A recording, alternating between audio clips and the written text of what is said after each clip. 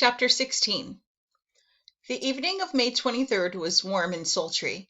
Lisa and Todd sat on their jackets and watched Swift Road for a sign of life. The Arco station was deserted, except for the dancing reflections of moons and clouds in the faces of the gas pumps. "What time is it, Todd?" 5 minutes to 12. She said nothing more until a distant rumbling was heard. "What's that? Do you think it's them?"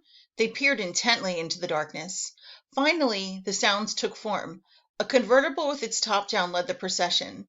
3 soldiers accompanied a boy in the front seat. That must be Charlie, Lisa thought. The car was followed by a large dump truck with 20 soldiers in the back. 3 open Jeep 4x4s and 2 cars were next. Each was filled with soldiers. At the end was another convertible with 4 more soldiers and a driver. The convoy stopped where Swift Road met North Avenue.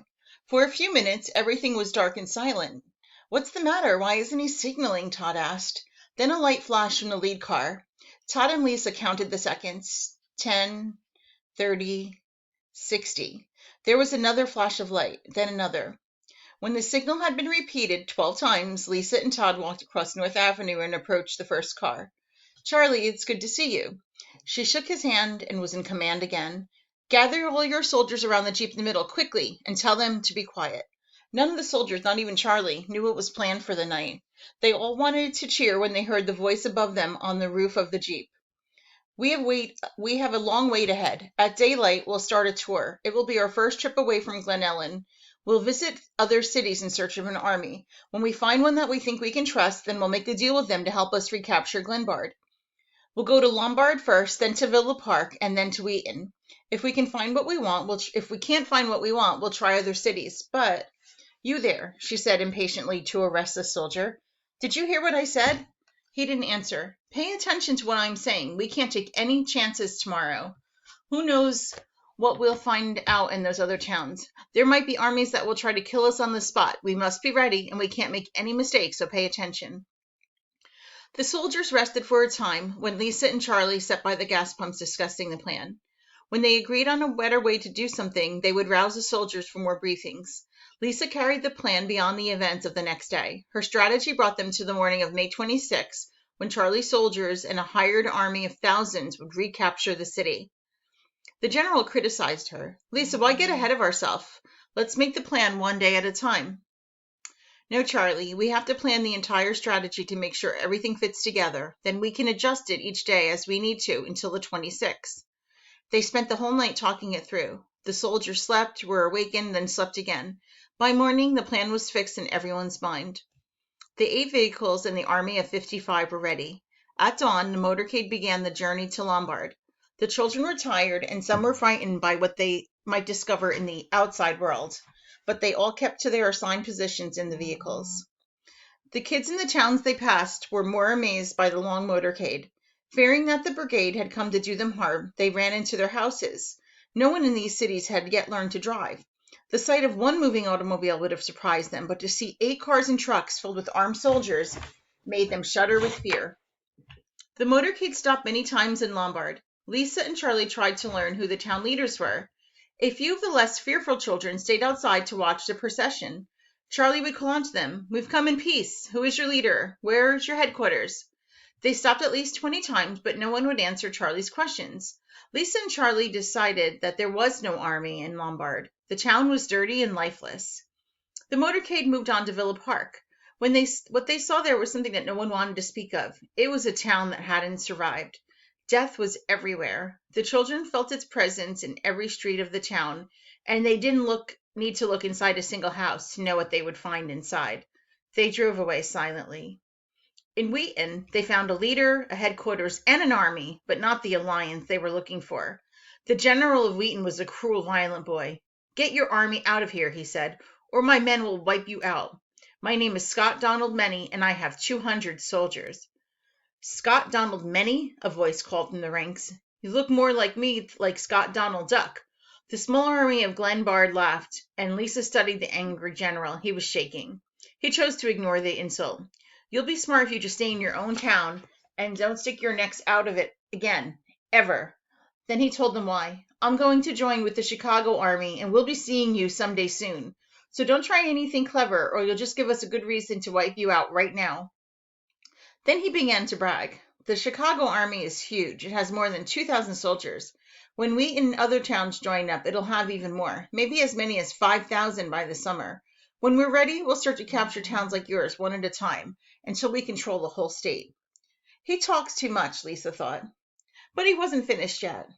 If you're smart, you'll join us. If you're not smart, you'll regret it. The King of Chicago is powerful. He'll make you a good offer. You'll have a chance and you better take advantage of it. Now get out of here. Suddenly he held up his hand. But wait, what's your leader's name? Is he here? I want to give his name to the king. When Lisa stepped forward, the boy laughed. It can't be. He laughed again, and this time he looked at the 55 soldiers. A girl? He mocked. What's the matter with you guys? You must be some tough army. Lisa had never wanted to hurt anyone, not even Tom Logan. But now she smashed her fist into the face of the Wheaton general. He reeled backwards, but he stayed on his feet. The blood from his nose confused him long enough for the motorcade to pull away. A girl, he thought, as he stared after them in amazement. Well, said Charlie to Lisa, we've got another enemy now, Scott Donald Duck. They roared with laughter. Suddenly serious again, Charlie added, that Chicago Army stuff scares me. What do you think of it, Lisa? The King of Chicago, she said. What a dumb name for a leader. Why not be president or premier? Is this the Dark Ages or something? Neither of them answered. They both knew it was like the Dark Ages. Kings and brutality and plagues and death were again a part of life. And Lisa knew that Logan was only her first enemy, not her last. If she recaptured Glenbard, she would be facing even bigger armies in the future. The Dark Ages wouldn't end for a long time. Where to now, Lisa? Charlie asked. Well, we could look at other towns, but I really don't think we'll find anything much different. We're going to have to revise our plan tonight. We'll just have to do it without a big army. Lisa thought for a while. Driver, she said, turn left. Here. Lisa led the motorcade safely back to the farm on Swift Road. But it wasn't the quiet farm they had expected to find. The high flames and smoke in the farmyard reminded Lisa of her burning house. The loud voices made her think of past battles and celebrations. Which was it, she wondered, as the motorcade came to a rest in front of the farm. Was it a party or was it trouble? It was definitely a party. There were shouts and cheers of joy as she walked toward the crowd in the farmyard. They had been singing the Glenbard song and waiting for the return of the motorcade. The orange and yellow flag of Glenbard was flying high above the bonfire. Yes, they were celebrating. Someone had learned that Lisa was alive and staying on a farm on Swift Road. The rumor had quickly spread throughout the city, and this group must have sneaked out after Charlie. Charlie! Lisa was angry now. How could this happen? How did they find out? Don't you realize what could happen? This could be our big mistake. Logan might come here after us. Even if he doesn't, now he'll be on guard every minute against an attack. Tell me, Charlie, how could they have found out? Only you and Todd knew about it. Charlie couldn't think of anything. He stood there with his mouth open thinking. Finally, he said, Lisa, I swear I didn't tell a soul. I swear it. I can't imagine how they found out. I didn't even say we were going to the Arco station. She believed him, and then she remembered Jill. They must have tortured her, she thought. The crowd wanted Lisa to speak to them. They cheered and shouted, We want Lisa! We want Lisa! But her mind was on other things, very serious things. Would Logan come tonight? What had happened to Jill? Was she hurt? What should they do next? Should they still attack on the 26th? Could this bunch in the farmyard serve as an army? All through the night, the crowd grew louder. They kept shouting, Lisa, Lisa, we want Lisa.